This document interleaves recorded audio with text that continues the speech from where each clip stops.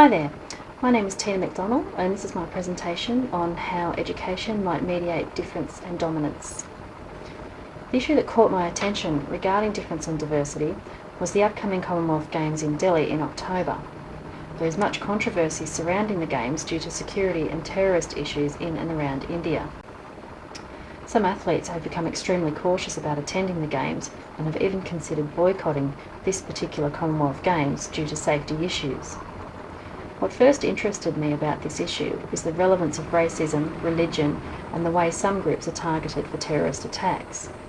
This got me thinking about the differences between nations and the physical, religious, and social beliefs of different people. As I researched several internet and newspaper articles, I began to notice the differences in the photographs of each athlete. The most outstanding aspect was a difference in physical makeup of these athletes. Female athletes have a variety of body types, sizes and shapes. I found that each of these women was at the pinnacle of their sport. They all had a similar drive and ambition, yet had completely different bodies. This then prompted me to consider their home environment and upbringing, their social and economic status, their home life, and how they became part of this collective identity of Commonwealth Games athletes. It was at this point that I saw a prime opportunity to formulate a guideline for prompting awareness of difference and diversity. This high-profile event is seen by children everywhere, and if the differences of athletes can be emphasised while still engaging the children in fun and enlightening learning experiences, then it will prompt children to understand that we're all different and have many and varied qualities. By educating children on difference and diversity, students will come to understand that we all have different talents, attributes and beliefs, and that even though our thoughts may differ, it doesn't mean that some are right and some are wrong. It just means we're all different. What I would like to do is to describe how I would use this exciting event to assist my primary school students to understand the differences in each and every person. I envisage this material being used for students from Prep to Year 6, and the details and intricacies being modified for different learning stages. However, the following material would be suitable for Years 3 to 6. Possible teaching points from this event include difference in body shape, height and weight, and how these attributes assist each athlete in their designated sport. Discussions about how athletes who don't possess some attributes are not affected, as they do not require these attributes to be outstanding at their chosen sport.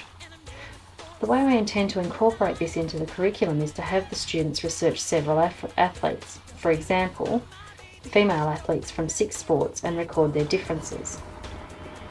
Also note the sport they're involved with and investigate and discuss the physical requirements to excel in that sport.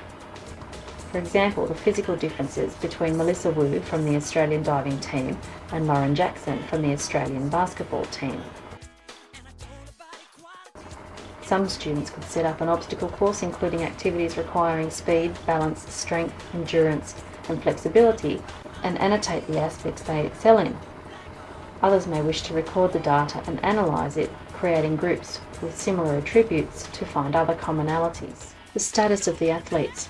This will incorporate geographical differences, social and economic aspects of some countries, financial differences, and in some cases political or religious differences.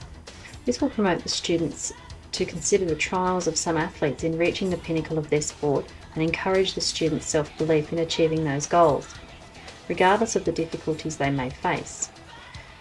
It will enforce the notion that hard work, commitment and acceptance prevails over financial, social or physical status. This module will comprise of identifying which countries are included in the Commonwealth and what attributes make them a Commonwealth country. One task in this module would be to work in groups and research several high-profile athletes, one athlete per group, and explain their upbringing, family structure, social and financial status, and any setbacks they may have encountered during their pursuit of Commonwealth Games success. Behind the scenes. This part of the module will show that there are many people involved directly with the Commonwealth Games that are not athletes. For example, media, ground staff, trainers, coaches, technology experts, and so on. The main concept of this part of the module is to illustrate that there are many people required to maintain such an event and to support the athletes.